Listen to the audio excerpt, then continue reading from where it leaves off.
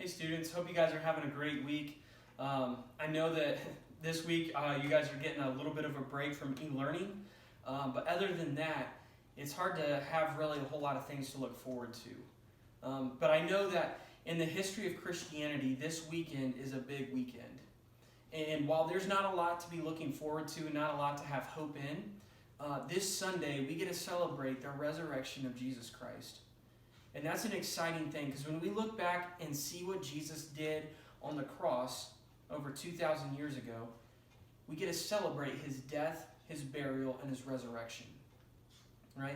And that's kind of a weird thing if you think about it. Like, we celebrate the death of somebody, but we don't just celebrate the death. We celebrate the fact that Jesus overcame death.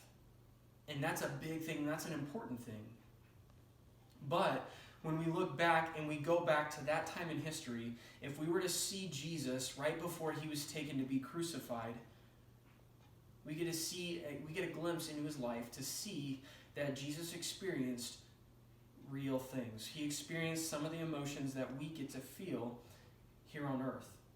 But the interesting thing is, in the middle of a difficult time, Jesus showed what does it look like to trust God. And in Mark chapter 14, verses 32 on, we get to see Jesus praying in the Garden of Gethsemane. And he takes his disciples with him, and this is what he says.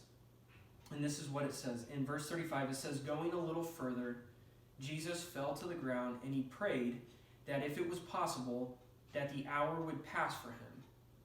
And this is what he prayed to God. Abba, Father, everything is possible for you. So take this cup from me." Basically, take this cup of wrath that you're about to pour out for me, take that and remove it. Because he didn't want to go through it. He didn't want to experience the things that he was about to experience. But Jesus didn't stop there. He goes on and he shows us what trust looks like. He says, "Yet not my will, but yours be done." See, Jesus knew that in the middle of a difficult circumstance, he didn't succumb to fear. He didn't succumb to things, the surrounding circumstances. In the middle of a difficult time, Jesus focused his eyes on the Father. And he said, "God, not my will, but yours be done." In the middle of this hard season, when there's not a lot to look forward to, I want to challenge you with this. Focus your eyes on the Father. And ask yourself, in what way can I trust God in the season that I'm in now?